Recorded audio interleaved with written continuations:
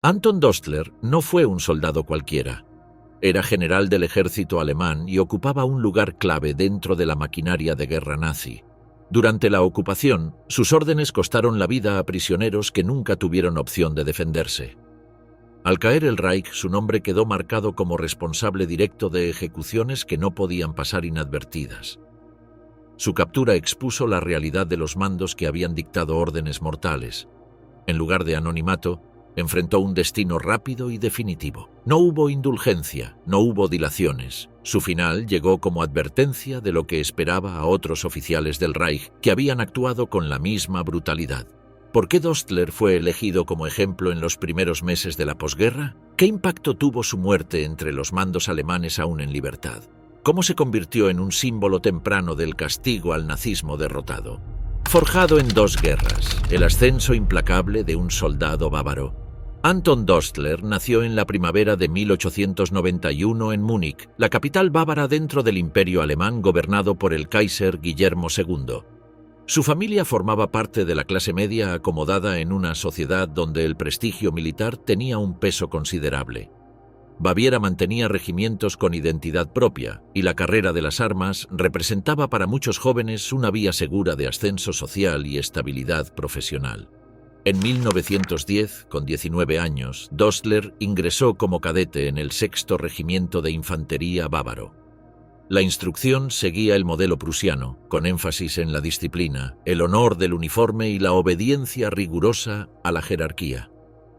Durante aquellos años, Alemania vivía un periodo de relativa calma, aunque la competencia entre potencias europeas se intensificaba.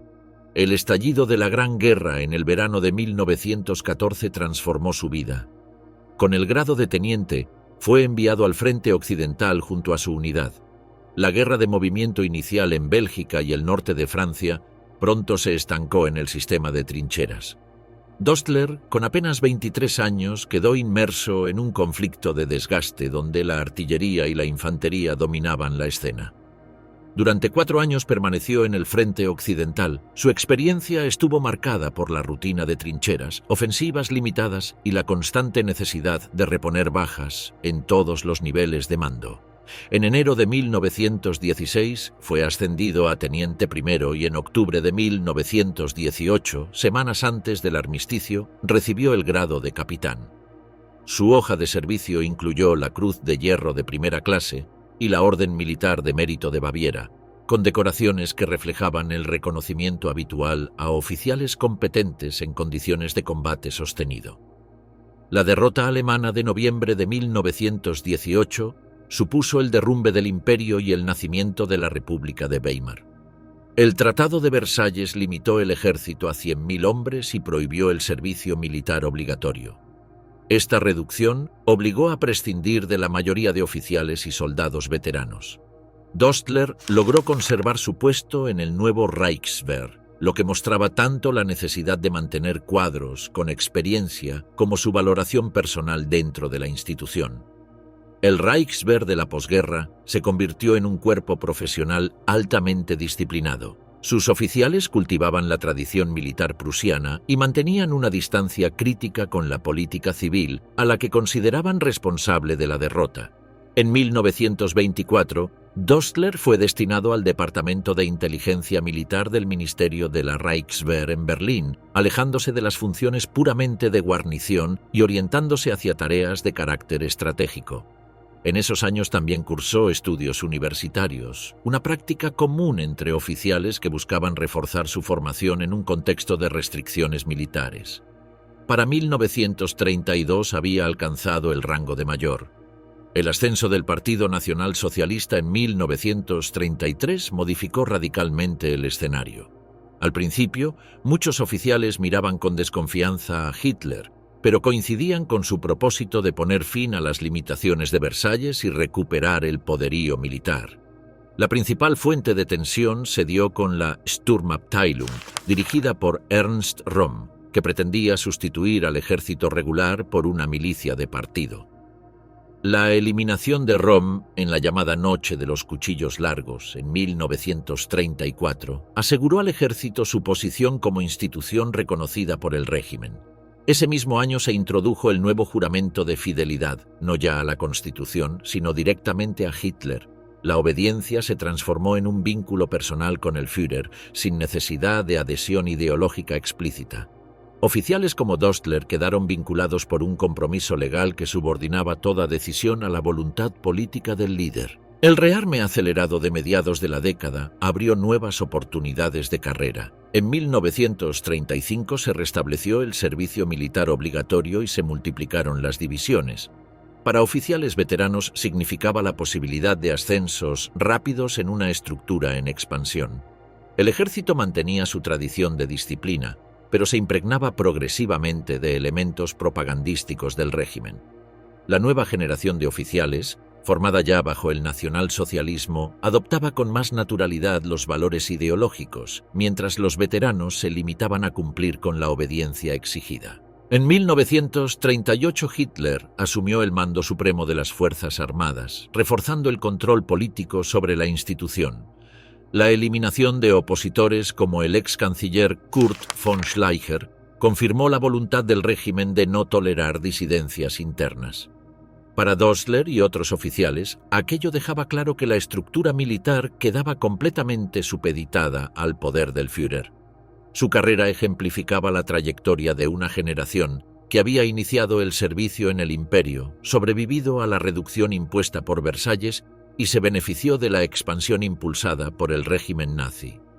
El juramento de 1934 y el rearme posterior consolidaron la posición de oficiales de carrera como él. Cuando en septiembre de 1939 Alemania invadió Polonia, Dostler sumaba casi 30 años de servicio. La Wehrmacht se había convertido en la principal herramienta del régimen, con un cuerpo de oficiales que unía la experiencia de la Gran Guerra, la disciplina del Reichswehr y la lealtad obligatoria a Hitler. Aquella combinación marcaría el desempeño de los mandos alemanes en los frentes de Europa, desde las llanuras polacas hasta los escenarios del Mediterráneo, donde Anton Dostler volvería a ocupar un papel relevante en el desarrollo del conflicto. La guerra total, del infierno ruso a las montañas italianas. En septiembre de 1939, con la invasión alemana de Polonia, comenzó un conflicto que pronto se extendería por todo el continente. Anton Dostler, con casi 3 décadas de servicio en el ejército, integraba el grupo de oficiales veteranos que habían sobrevivido a las limitaciones de la posguerra y ahora ocupaban puestos de mayor responsabilidad en la Wehrmacht. La expansión militar de los años previos lo había llevado a funciones cada vez más amplias y la guerra aceleró de manera definitiva su ascenso. En la primavera de 1940 fue nombrado jefe de Estado Mayor del Séptimo Ejército, bajo las órdenes del general Friedrich Dollmann. Inicialmente esa formación tenía la tarea de vigilar la frontera con Francia en la región del Sarre y Alsacia. Poco después, se sumó a la ofensiva lanzada en mayo de ese año contra las fuerzas aliadas. La campaña de Francia se caracterizó por la velocidad de las divisiones blindadas y la cobertura constante de la aviación, una combinación que superó rápidamente las defensas francesas y británicas. El papel de Dostler como jefe de Estado Mayor se centraba en la organización, la coordinación logística y la transmisión de órdenes, tareas esenciales para mantener la cohesión de una fuerza en movimiento. El Séptimo Ejército participó en la ofensiva a lo largo del Rin y en operaciones posteriores hasta la rendición francesa en junio de 1940.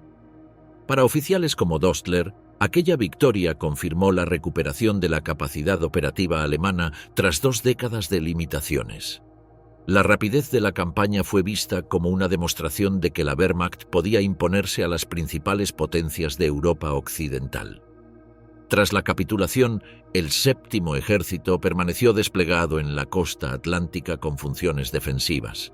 En 1941, Dostler recibió el mando de la 57 División de Infantería. Su destino fue el Frente Oriental, dentro del Grupo de Ejército Sur bajo el mariscal Gerd von Rundstedt. El 22 de junio de ese año comenzó la Operación Barbarroja, con más de 3 millones de soldados alemanes cruzando la frontera soviética. La división de Dostler tomó parte en el avance hacia Ucrania y en las operaciones que culminaron con la captura de Kiev. Las batallas en ese sector se caracterizaron por cercos masivos y por la captura de centenares de miles de prisioneros. Las condiciones de cautiverio fueron extremadamente duras, con hambre, falta de atención médica y elevada mortalidad. En paralelo, la ocupación alemana fue escenario de ejecuciones masivas a cargo de los Einsatzgruppen, unidades de las SS que operaban junto al ejército. En septiembre de 1941, en las afueras de Kiev, se produjo la masacre de Babi Yar, donde en 2 días fueron asesinadas decenas de miles de personas judías.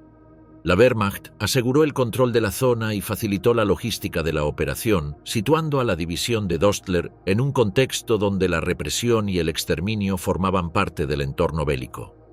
En 1942, Dostler fue trasladado al mando de la 163 División de Infantería.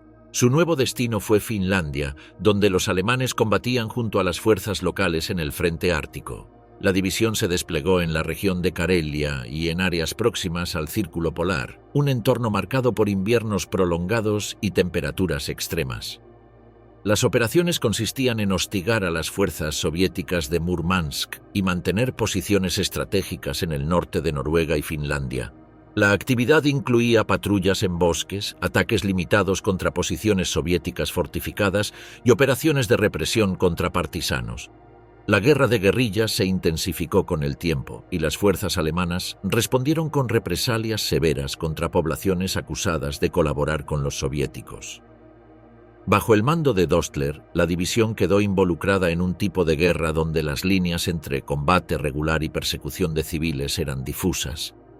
La presencia alemana en Finlandia se prolongó hasta 1944. La evolución general de la guerra en el frente oriental había cambiado radicalmente tras la derrota en Stalingrado en 1943 y el fracaso en Kursk pocos meses después. El Ejército Rojo tomó la iniciativa estratégica y los alemanes comenzaron una retirada gradual hacia Noruega. A comienzos de 1944, Dostler fue reasignado al frente italiano. La situación en la península era crítica desde la rendición del gobierno de Badoglio en septiembre del año anterior. El mariscal Albert Kesselring estaba al mando de las fuerzas alemanas encargadas de frenar el avance aliado hacia el norte.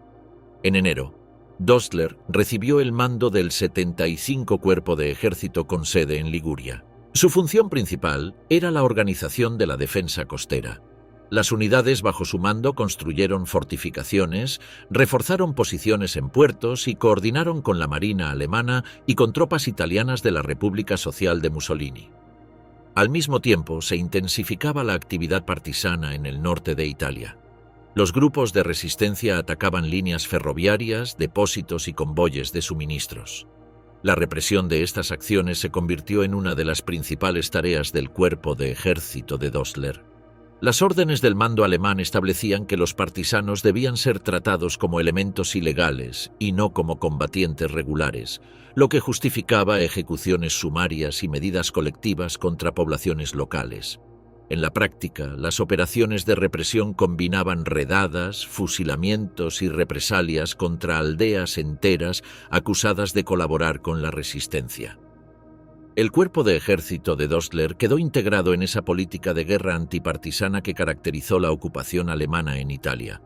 Al mismo tiempo, la costa Ligur se convirtió en escenario de operaciones de sabotaje aliadas.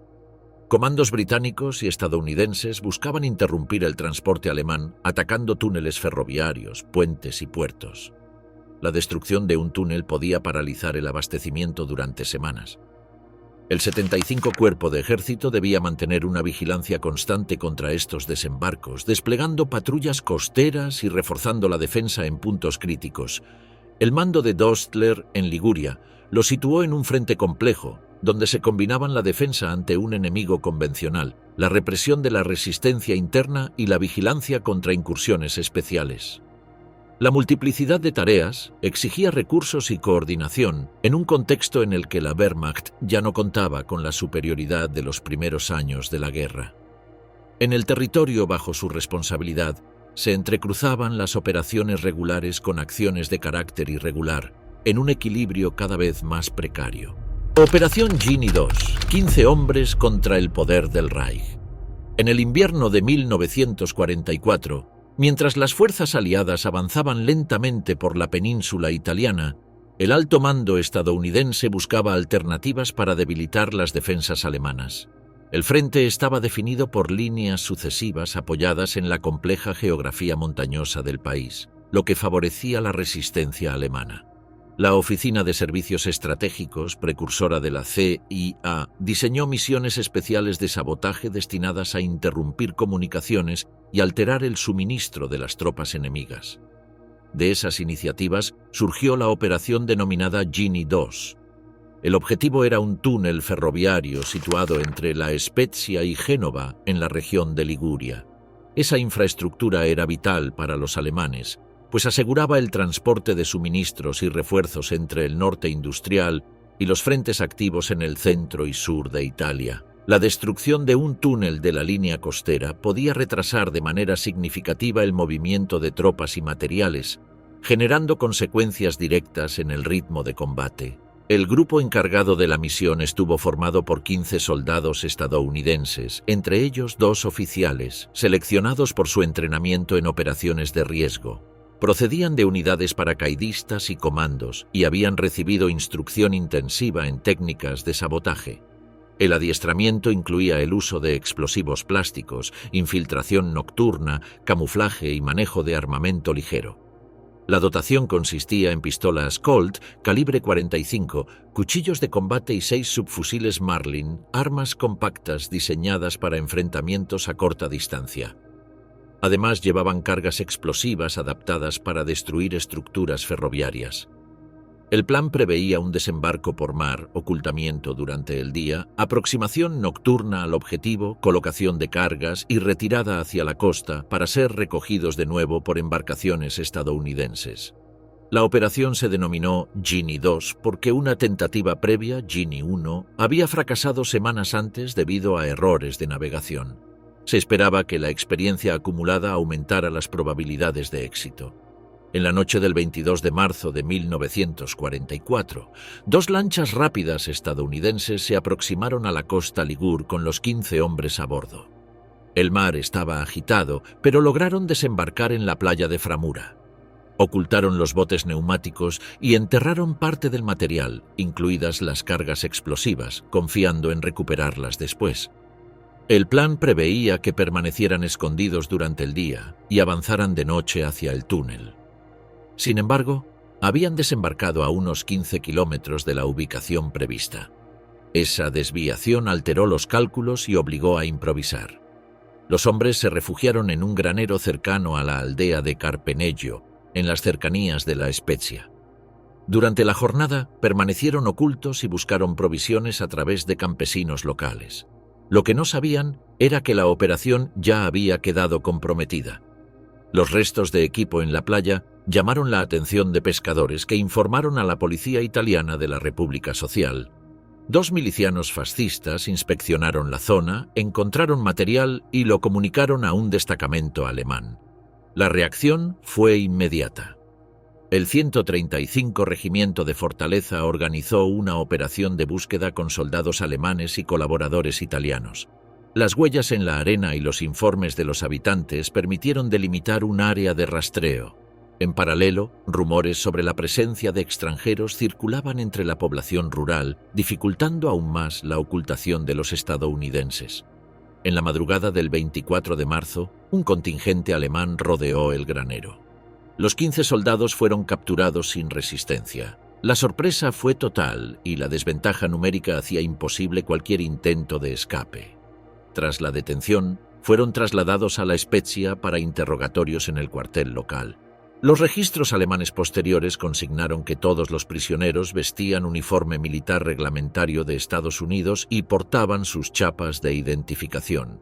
3 de ellos llevaban botas de paracaidista, los demás calzado estándar y todos utilizaban gorros de lana. Habían girado sus chaquetas para ocultar insignias, pero la condición de combatientes regulares era evidente. Los interrogatorios fueron breves.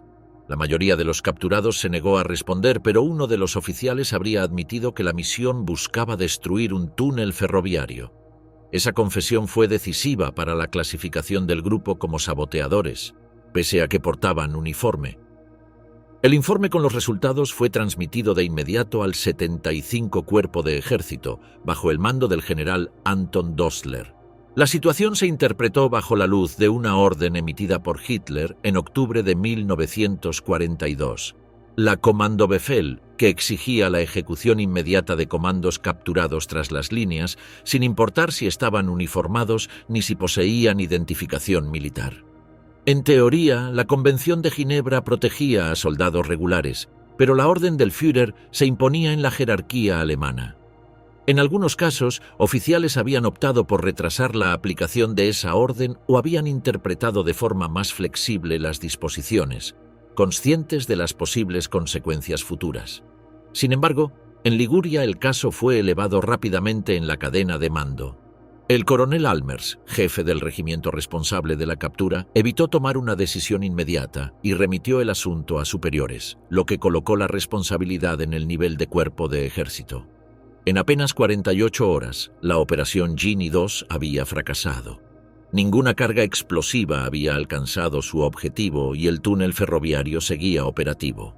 Sin embargo, la captura de los 15 hombres derivó en una decisión que superaba lo estrictamente militar. La aplicación o no de la Kommandobefehl quedaba ahora en manos del general Anton Dostler y de esa determinación surgiría un precedente que marcaría las consecuencias jurídicas de la guerra en los meses finales del conflicto. El dilema de Dostler, la orden de Hitler frente al derecho internacional. En octubre de 1942, Adolf Hitler emitió una directiva que pasaría a la historia como la Kommandobefehl, u Orden de los Comandos. El documento, distribuido a todas las ramas de la Wehrmacht y de las Waffen-SS, establecía de forma inequívoca que todo soldado enemigo capturado en misiones de comando o sabotaje debía ser ejecutado de inmediato. La disposición se aplicaba sin importar si los capturados vestían uniforme militar ni si se rendían de manera regular. La orden abarcaba incluso a aquellos que portaban documentación oficial como combatientes de un ejército reconocido. El trasfondo de esta medida estaba vinculado al incremento de operaciones especiales aliadas en Europa y en el norte de África. Estas incursiones habían demostrado una notable eficacia en la destrucción de instalaciones estratégicas, en la interrupción de comunicaciones y en el hostigamiento a guarniciones alemanas en zonas costeras.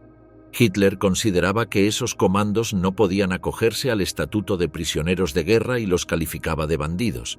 La directiva contradecía directamente lo estipulado en la Convención de Ginebra de 1929, firmada por Alemania, que garantizaba protección a combatientes uniformados tras su captura.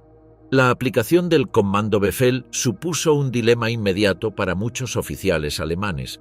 Algunos lo cumplieron con rigor, conscientes de que desobedecer al Führer podía acarrear sanciones graves e incluso la destitución. Otros, en cambio, buscaron formas de atenuarlo. En ciertos casos enviaron a los prisioneros a campos de concentración o los entregaron a las SS, evitando así ordenar ejecuciones directas de soldados uniformados. El mariscal de campo Gerd von Rundstedt, comandante en el frente occidental, intentó suavizar la implementación de la orden. Algo similar ocurrió en Noruega, donde los mandos preferían registrar a los comandos británicos como prisioneros regulares, pese a la directiva. Sin embargo, en diversas regiones se aplicó con severidad, especialmente tras operaciones de sabotaje en Francia en 1942 y 1943. El marco italiano en 1944 se inscribía en este contexto. El 24 de marzo, apenas horas después de la captura de los 15 soldados estadounidenses de la misión Gini II, el informe correspondiente llegó a la sede del 75 Cuerpo de Ejército en Liguria.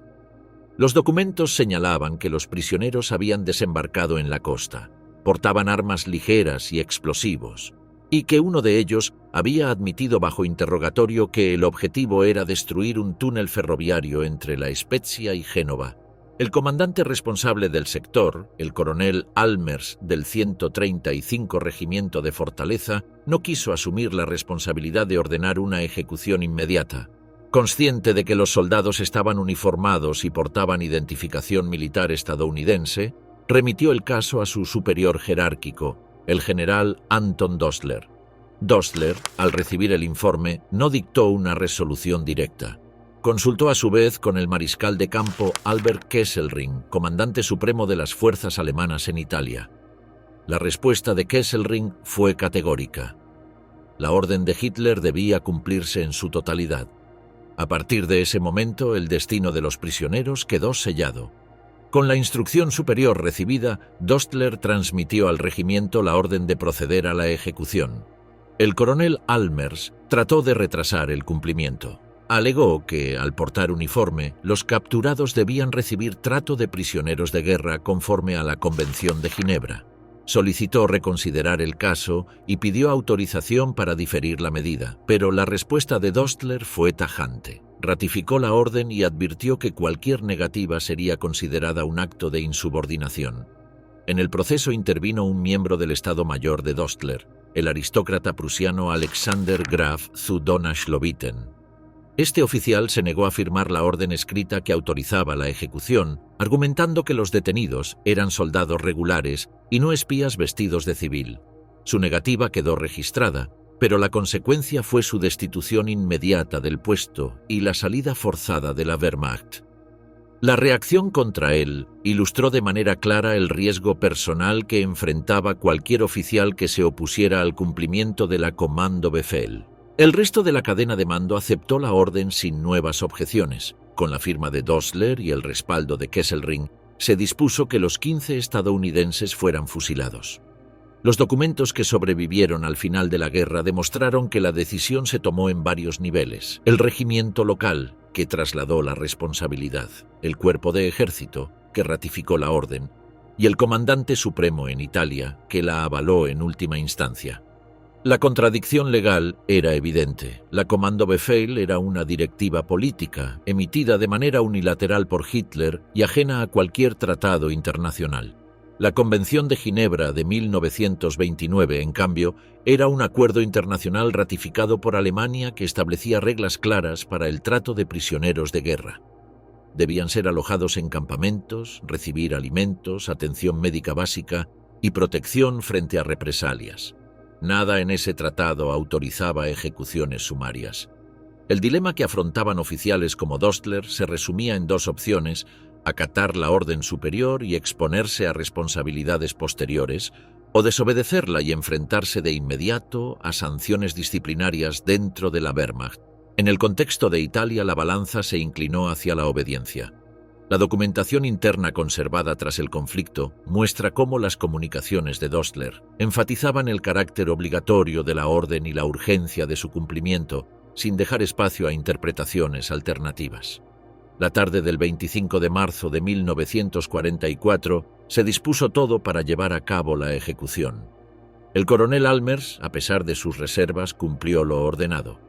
El único gesto de oposición fue el de Donaueschleuten, que quedó como un caso aislado sin capacidad de modificar el curso de los acontecimientos. El episodio de Gini II en Italia evidenció la vigencia real de la Kommandobefehl más de un año después de su promulgación. La cadena de mando alemana había encontrado mecanismos para integrarla en su funcionamiento cotidiano. El caso mostró también hasta qué punto la presión política, la amenaza de sanciones inmediatas y la lógica de la obediencia absoluta prevalecieron sobre las disposiciones del derecho internacional ratificado por el propio Estado alemán. Punta Bianca. La ejecución de los 15 americanos.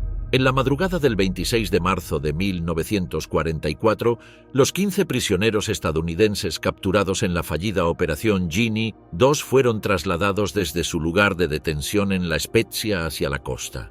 El destino era una zona rocosa conocida como Punta Bianca, en el municipio de Ameglia.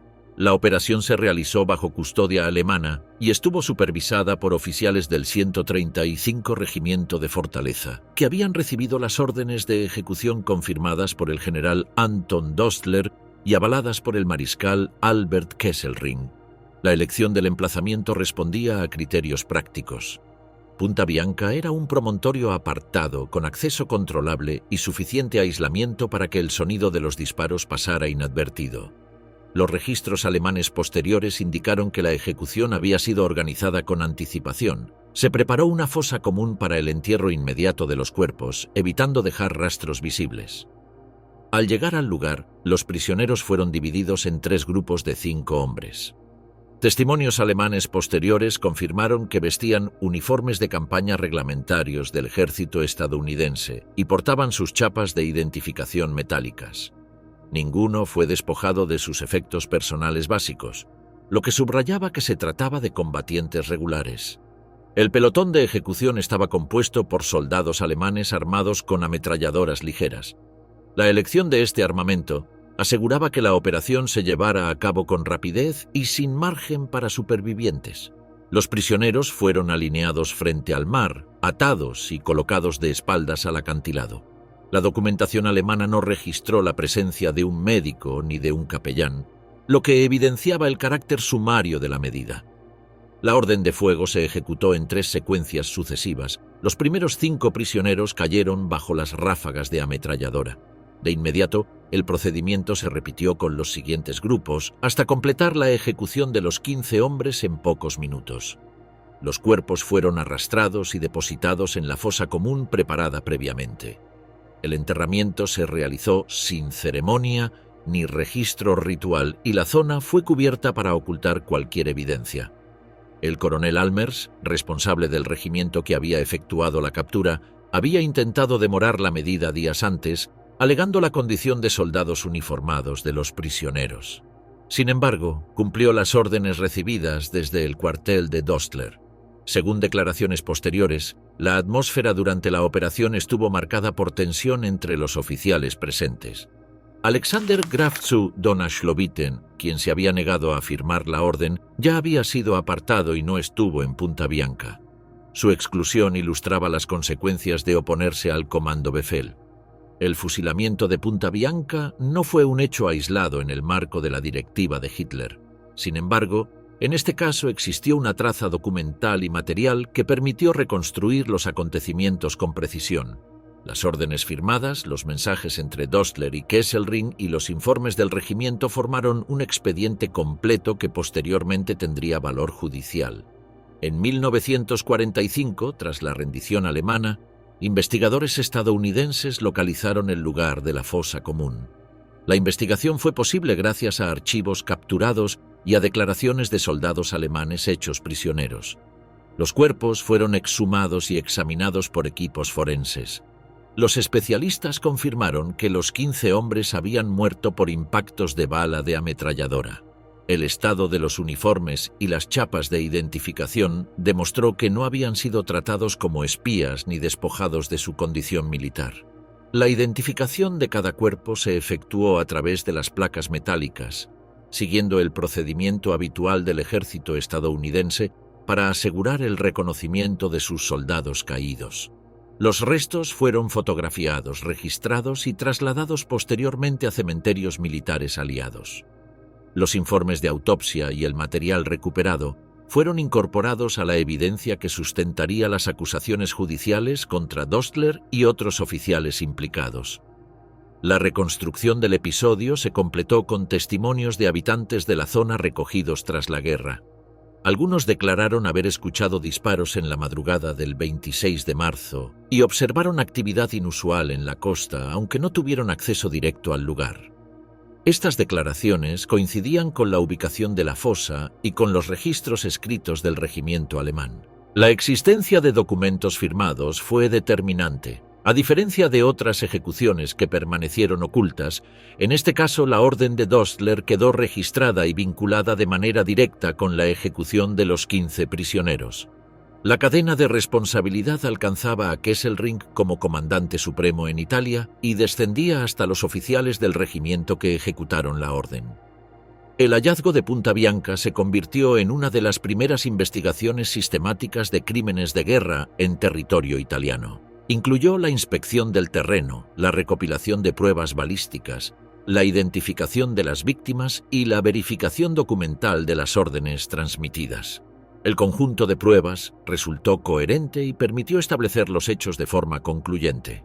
El episodio dejó en evidencia la aplicación práctica de la Kommandobefehl en un frente específico y demostró que la Wehrmacht había asumido como parte de su funcionamiento regular una directiva contraria al derecho internacional.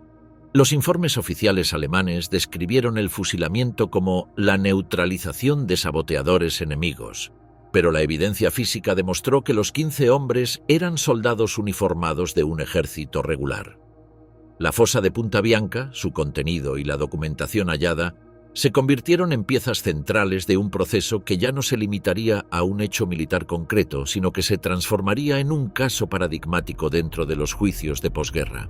El juicio de Caserta, la primera condena al nuevo orden internacional. Tras la capitulación alemana en Italia en mayo de 1945, las fuerzas aliadas iniciaron un proceso sistemático de identificación y arresto de oficiales acusados de haber cometido actos que podían considerarse crímenes de guerra. Entre ellos se encontraba el general Anton Dostler, entonces al mando del 73 Cuerpo de Ejército en el norte del país. Fue capturado por tropas estadounidenses sin incidentes y trasladado a un campo de prisioneros, donde quedó a disposición de las autoridades militares aliadas mientras se evaluaba su responsabilidad. La localización de la fosa de Punta Bianca y la recuperación de la documentación alemana vinculada con la ejecución de los 15 soldados estadounidenses de la Operación Genie situaron de inmediato a Dostler en el centro de una acusación concreta. A diferencia de otros casos en los que las pruebas eran incompletas, aquí existían órdenes escritas con su firma, comunicaciones con su superior jerárquico y testimonios de oficiales que habían estado presentes en los hechos. Con esa base, las autoridades estadounidenses decidieron organizar un tribunal militar específico.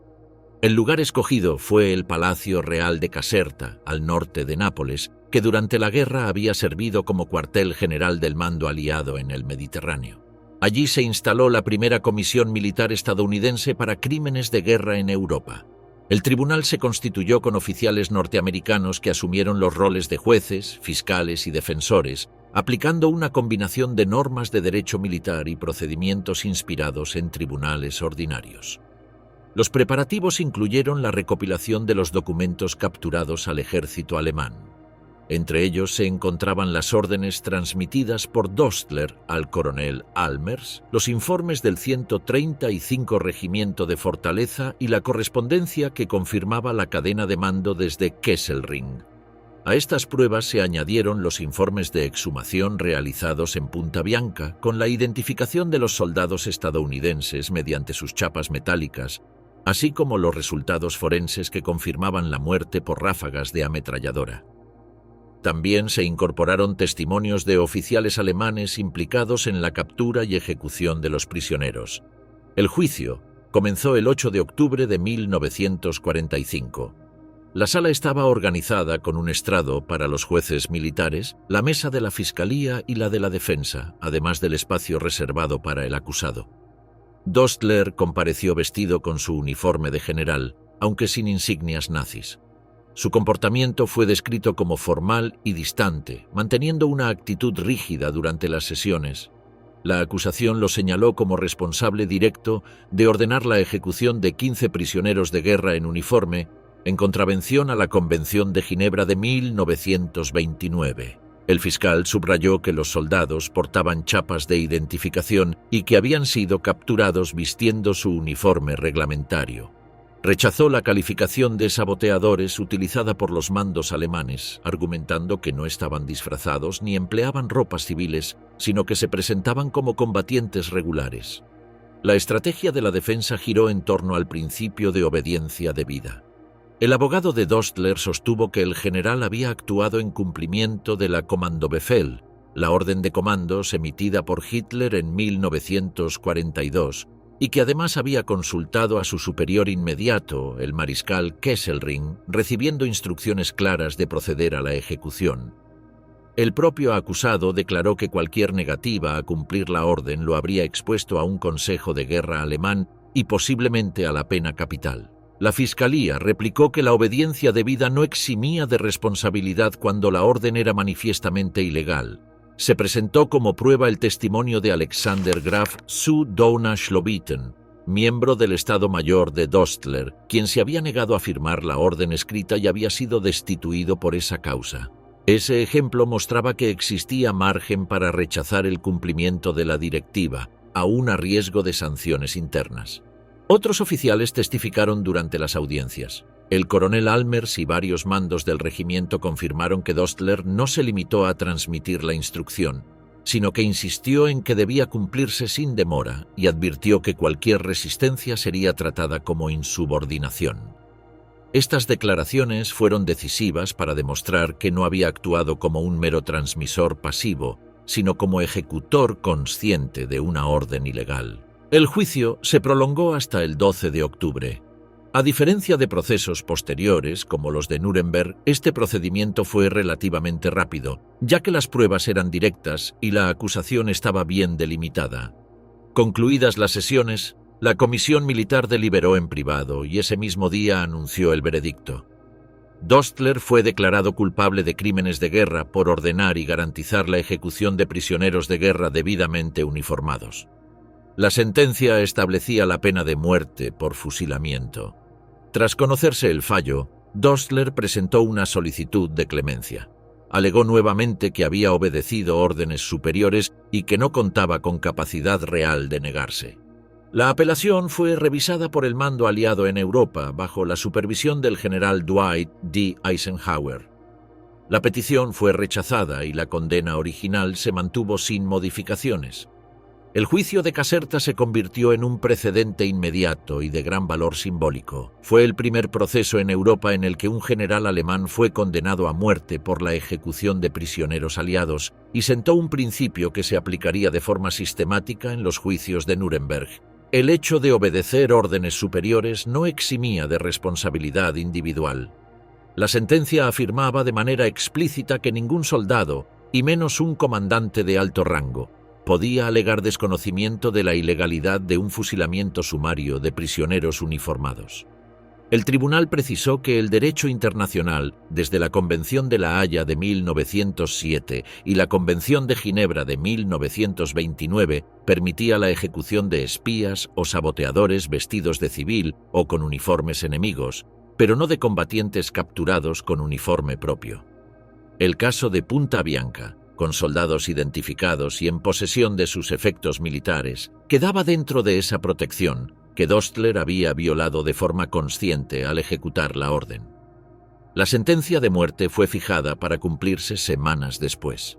El método establecido fue el fusilamiento en presencia de un pelotón estadounidense, siguiendo el protocolo militar correspondiente. La última bala, la ejecución de Dostler y el nacimiento de un principio eterno. En la mañana del 1 de diciembre de 1945, el general alemán Anton Dostler fue conducido desde su celda en la prisión militar de Aversa, cerca de Nápoles, hasta el patio donde debía cumplirse la sentencia dictada semanas antes por la Comisión Militar estadounidense en Caserta. Habían transcurrido menos de 2 meses desde el juicio, un lapso breve que reflejaba la decisión de los aliados de ejecutar con rapidez las condenas en los casos en los que las pruebas eran concluyentes y el crimen estaba vinculado directamente con la muerte de soldados propios. El procedimiento siguió las regulaciones del Ejército de los Estados Unidos. Se designó un pelotón de fusilamiento integrado por 12 soldados norteamericanos. La elección de este método respondía a la tradición militar de reservar el fusilamiento a oficiales de carrera, en contraste con la horca que sería utilizada en los juicios posteriores de Nuremberg para figuras políticas y militares de mayor rango. Dostler fue llevado al patio con uniforme de campaña, despojado de insignias. Su aspecto era el de un prisionero en espera del cumplimiento de la pena, sin concesiones especiales. 3 soldados estadounidenses lo escoltaron hasta un poste de madera erigido en el centro del terreno. Allí fue atado con correas a la altura de brazos y piernas, quedando inmovilizado. Las manos fueron aseguradas a la espalda. Un médico militar colocó una capucha negra sobre la cabeza del condenado y fijó en su pecho un rectángulo de tela blanca destinado a servir de blanco al pelotón. La secuencia fue documentada en fotografía y película por operadores de la Signal Corps estadounidense, con el objetivo de dejar constancia oficial de la ejecución. Ese registro se conservó como prueba y fue difundido en noticiarios aliados, convirtiéndose en una de las pocas ejecuciones de posguerra filmadas de manera íntegra. El pelotón de fusilamiento tomó posición a unos 15 metros del poste. 12 soldados se alinearon con sus fusiles preparados. Como era costumbre, parte de las armas contenía munición real y parte cartuchos de fogueo, de manera que ningún tirador pudiera identificar si su disparo había sido letal. Esta práctica buscaba reducir la carga psicológica entre los ejecutores. A la orden del oficial al mando, los soldados cargaron, apuntaron y dispararon simultáneamente. El cuerpo de Dostler se desplomó hacia adelante, sujeto todavía por las correas. El médico militar se acercó de inmediato, comprobó la ausencia de signos vitales y certificó el fallecimiento. Una camilla fue llevada hasta el lugar. El cuerpo fue desatado, envuelto en una funda blanca y trasladado en un vehículo militar al cementerio alemán de Pomecia, donde fue enterrado en una tumba sin honores, junto a miles de soldados caídos en Italia. El registro del entierro quedó consignado en los archivos de la Comisión de Tumbas de Guerra alemana. La ejecución fue difundida ampliamente en la prensa internacional. Las imágenes filmadas y fotografiadas circularon en Estados Unidos y Gran Bretaña como evidencia de que los responsables de violaciones al derecho de guerra podían ser juzgados y castigados, incluso cuando se trataba de generales de alto rango. La difusión pública respondía a un propósito pedagógico y político: mostrar que la aplicación de justicia no se detenía en los escalones más altos de la jerarquía militar alemana. En el plano jurídico, la sentencia de Caserta y la ejecución de Aversa tuvieron consecuencias inmediatas. El tribunal había establecido que la obediencia a órdenes superiores no constituía una defensa válida cuando la orden era manifiestamente ilegal. Este principio fue incorporado semanas después en la Carta de Nuremberg, cuyo artículo 8 señalaba que el cumplimiento de órdenes gubernamentales o de superiores no eximía de responsabilidad individual, aunque pudiera considerarse como atenuante en la pena. El caso Dostler constituyó, por tanto, un antecedente directo de Nuremberg. Aunque se trató de un proceso limitado a un hecho concreto y juzgado por una sola potencia, sirvió como referencia en la formulación de un principio que marcaría el desarrollo del derecho internacional de posguerra. La responsabilidad personal no desaparece bajo el pretexto de obediencia jerárquica. La experiencia también influyó en la revisión de la normativa internacional. La Convención de Ginebra de 1949, que sustituyó y amplió la de 1929, reforzó las disposiciones sobre el trato a prisioneros de guerra, prohibiendo de manera expresa ejecuciones sumarias y represalias. El recuerdo de casos como el de la Operación Ginny II, donde soldados en uniforme fueron clasificados arbitrariamente como saboteadores, orientó la redacción de reglas más precisas para evitar interpretaciones interesadas. El juicio de Caserta y la ejecución en Aversa mostraron cómo un episodio de alcance local podía convertirse en un precedente internacional. Frente a los grandes procesos de Nuremberg, centrados en crímenes contra la humanidad y conspiraciones de Estado, el caso Dostler trataba un hecho limitado en el tiempo y en el espacio: la ejecución de 15 soldados uniformados. Precisamente esa claridad en las circunstancias permitió a los jueces establecer un precedente sólido. El impacto también se reflejó en la memoria visual. Las imágenes del fusilamiento circularon durante décadas en manuales de derecho internacional y en programas de formación militar, utilizadas como ejemplo práctico de las consecuencias de ejecutar órdenes ilegales. A diferencia de la mayoría de ejecuciones de posguerra, que quedaron registradas solo en actas escritas, la de Dostler fue filmada en detalle, lo que le otorgó un valor simbólico y pedagógico particular. La tumba de Anton Dostler en Pomecia permanece como una más entre las miles de sepulturas de soldados alemanes en Italia. Su nombre figura en los listados oficiales sin distinción respecto a otros enterrados. Sin embargo, su ejecución en Aversa no solo marcó el final de su trayectoria personal, sino que consolidó un precedente jurídico que proyectó efectos duraderos en el derecho de guerra. Los principios establecidos en Caserta fueron retomados en los juicios de Tokio y décadas más tarde en tribunales internacionales creados para juzgar crímenes en conflictos de Yugoslavia y Ruanda. La doctrina de que la obediencia no exime de responsabilidad cuando las órdenes son manifiestamente ilegales quedó firmemente instalada en el sistema judicial internacional contemporáneo, con origen en un patio de prisión en Aversa en diciembre de 1945.